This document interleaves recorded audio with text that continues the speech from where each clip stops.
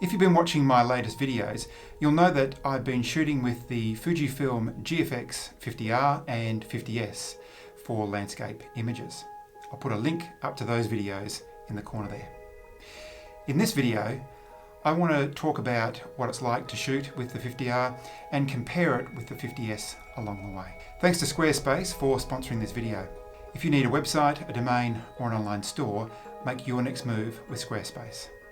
If this is the first time to my channel, then check out some of my other videos where I share my landscape adventures, and please consider subscribing for more. Now, I don't own either the 50R or the 50S. Both were loaned to me by Fujifilm Australia. Along with the cameras, I was given the 23mm prime, the 32 to 64mm zoom, and the monster lens, the 250mm prime. More on those later. For those of you who are not familiar with the way I do these reviews, I tend not to focus too much on the specs. Instead, I like to share my experience shooting with the camera and what I've learnt along the way.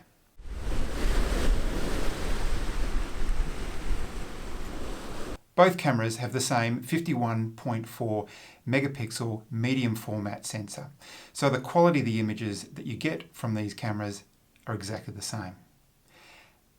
And man, are they incredible. The files are big, full of detail and clean. I know not everyone enjoys big files, but I love them. Zooming in, being able to explore the detail, being able to crop in and still have plenty of resolution to print big. Editing these files is a dream. When it comes to storage and transfer and rendering in Lightroom, I didn't have any issues. Keep in mind that I'm a landscape photographer, so I'm not shooting thousands or even hundreds of images. I can quite often walk away from a location with about 20 or 30 images to edit, so I just import them all into Lightroom. If you're a wedding photographer and shooting lots and lots of images, your experience might be different.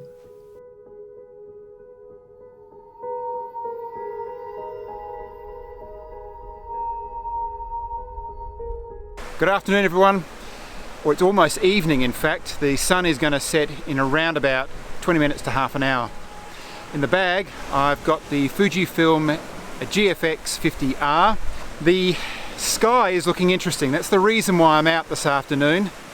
Behind me, it's looking pretty grey, but if I just swing you around here, the light starts to appear. I'm not coming out because it's perfect conditions. I'm coming out because it's interesting conditions, and that's what really motivates me to get out. If I'm always sitting at home and waiting for the perfect conditions, I'd hardly ever get out.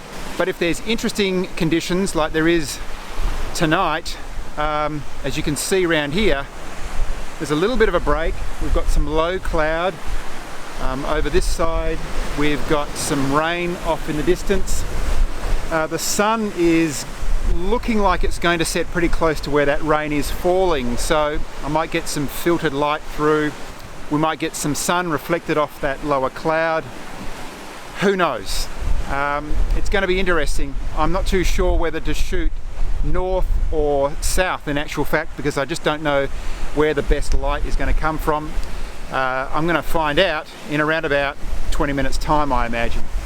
Looking pretty good to the south, but I've got a slightly better composition facing northwest, so I'm hoping to get something there. So I'm going to explore a little bit more around the area, find a composition, and then I'm just going to stop and watch the cycle of the waves come through to get a bit of an idea of the size of those waves and the timing of those waves, to see how far up the beach they come, to see how they interact with the rocks, and to see whether there's some foreground interest, maybe some leading lines or something like that, that will anchor my composition and make my image. Anyway, I'm going to quickly look around before the sun starts to set and set up my camera. I'll get back to you.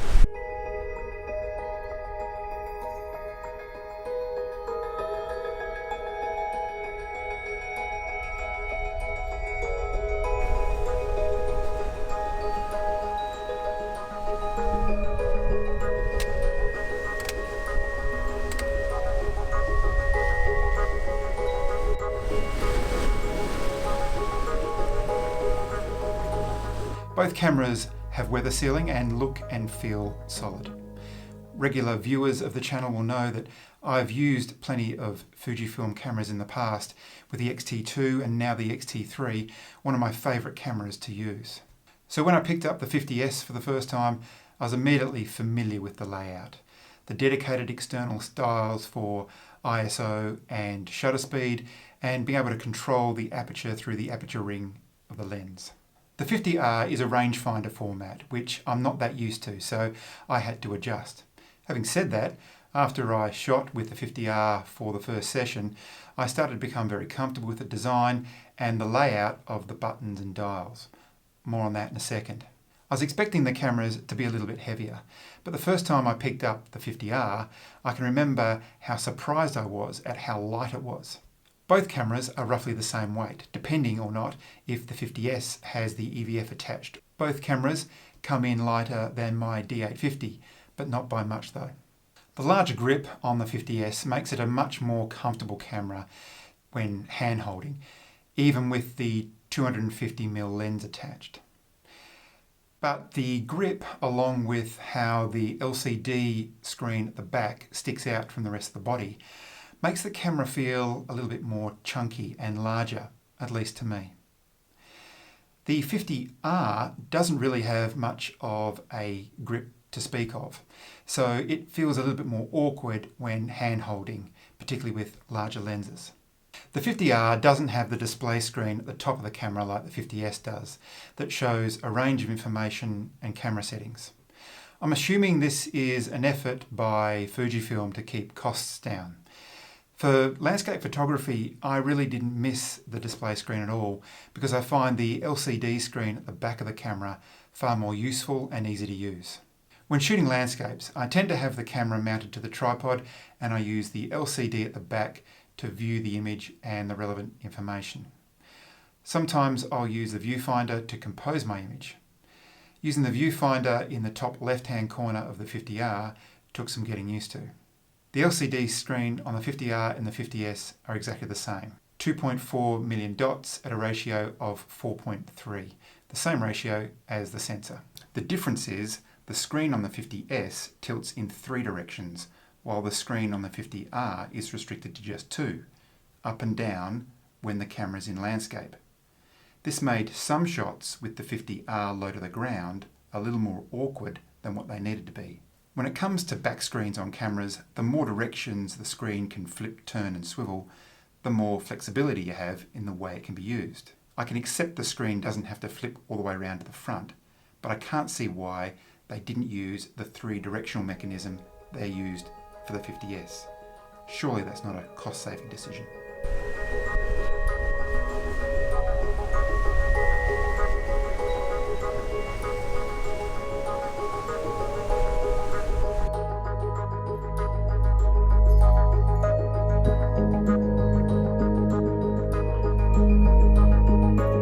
I found a little spot. It's quite a cute little cove surrounded by rocks. I've set the tripod up in the corner and tried to angle the camera so that I'm capturing most of that cove. I think it's working quite well.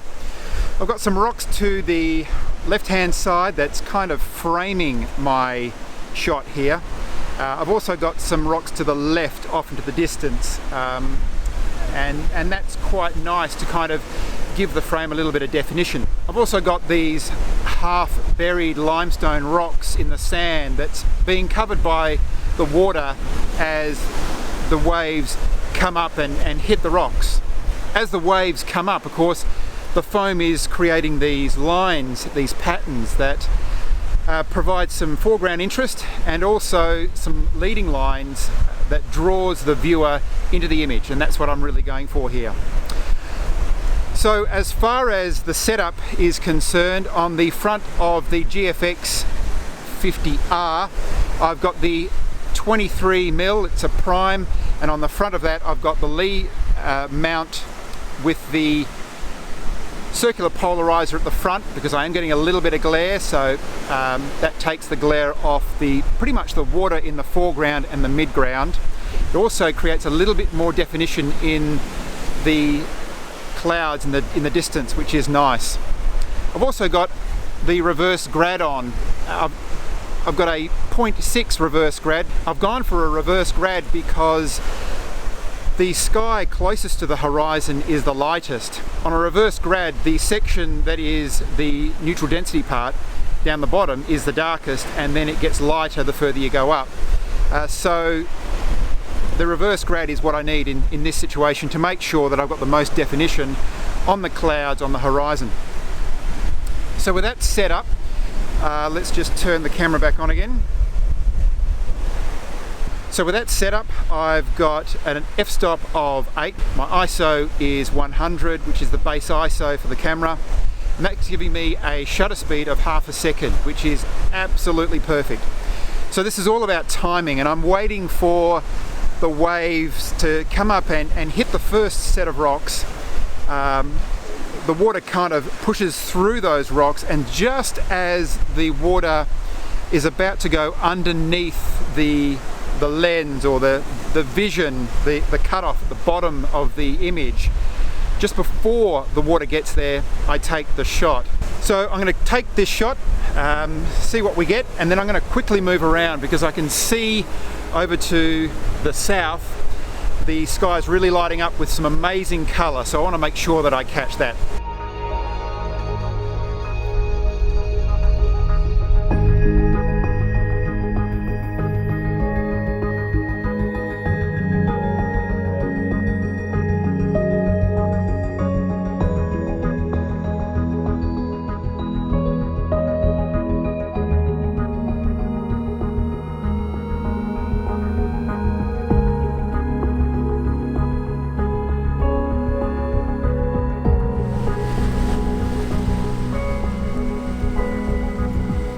On the 50R, the dials and controls have a slightly different layout. It was one of the things I needed to get used to. With the viewfinder on the left, all the buttons and dials on the top of the camera are on the right. The 50R doesn't come with a dedicated ISO dial like the 50S. When the 50R arrived, the dial around the shutter button at the front was set up to adjust the ISO. I really didn't like this setup because I quite often accidentally moved the ISO. This is probably because that dial is the on-off switch on most of the cameras that I use. For landscapes, I don't change the ISO all that much, so I was quite happy to jump into the Q or quick menu to adjust the ISO. Probably to keep costs down, Fujifilm removed the directional pad or D-pad from the back of the 50R and instead left the thumbstick to move through the images and navigate the menus. I find the thumbstick actually quite easy to use, so I was really happy they left that over the D-pad. While some dials have been removed, others have just been repositioned, like the focus mode dial that's moved from the front of the camera to the back of the camera. I actually found this really convenient and can't work out why more cameras don't do this. The layouts of the dials on the 50R certainly feels more stripped back than the 50S, but I feel that there's been plenty of thought gone into balancing form, function and the cost of the camera. After just a couple of days shooting, I quickly got used to the control layout of the 50R and can really appreciate Fuji's minimal approach here. To compensate any of the buttons that they've taken away, Fujifilm have included plenty of customizable buttons on the back of the camera, the top and even the front that you can map through to features that you want to be able to access quickly. You can customize the touch LCD screen at the back of the camera to be able to access different functions by swiping left, right, up and down. However, I did notice that the screen wasn't as responsive as it is on my X-T3, as I struggled to sometimes swipe correctly. After playing around with the customize options on the 50R for about a week, I managed to set up the camera the way I like to shoot landscapes. I felt like everything was where it should be, which made the 50R a very pleasant camera to shoot with.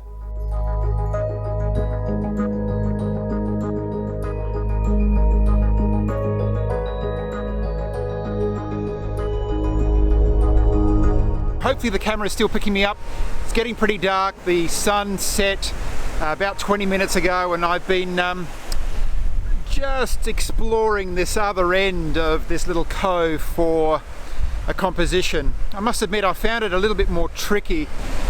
You get a large amount of contrast with the very bright sky, which is still bright after the sun has set, and then the shadows and the dark rocks in the foreground.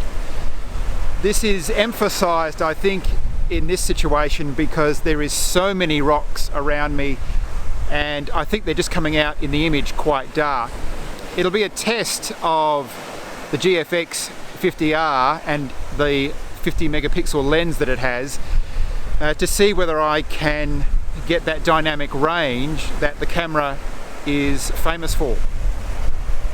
So I can't wait to get these back into Lightroom and have a look at what they look like, because even with the filter on the front, it's been quite a challenge. I must admit, this sky behind me is a really interesting sky. I've had a lot of fun shooting it.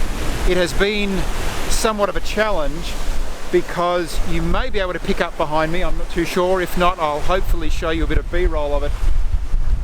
There is a lot of light up against the horizon, but much above that you've got the rain is obviously coming down. Luckily it's not raining here, but it is offshore, and then anything above that, it almost comes out black on the image. So I found it a little bit hard to make sure that I've got definition in the sky. On the back of the LCD screen, it is looking almost like there's just a bar of light. So I'm hoping that's not the case. I'm hoping that there's a little bit more definition. And as I said, it'll be testing the dynamic range of the lens of the 50R.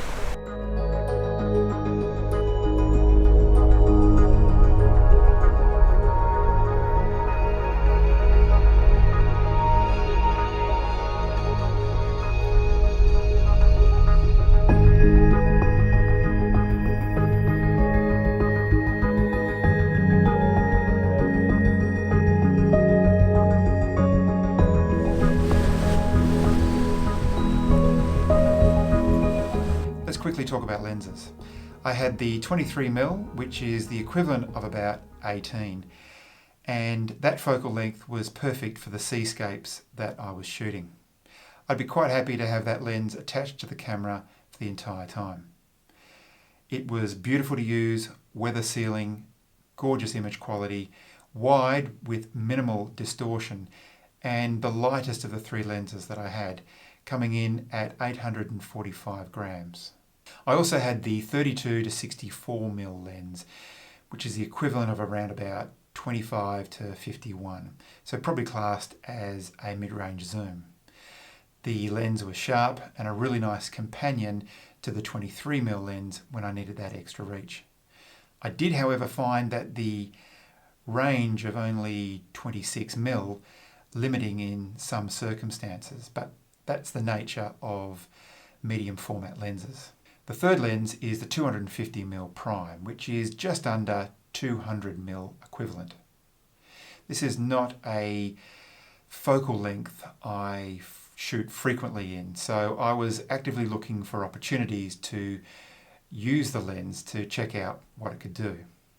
While we're down in Denmark, I explored around Williams Bay to see whether I could shoot any wildlife. The lens has optical image stabilization, which, coupled with how quickly the lens can focus, made shooting wildlife much easier. I was really impressed with how sharp the lens was and how much detail it captured. Check out the patterns on the feathers of this white-faced heron as it's feeding in amongst the reeds.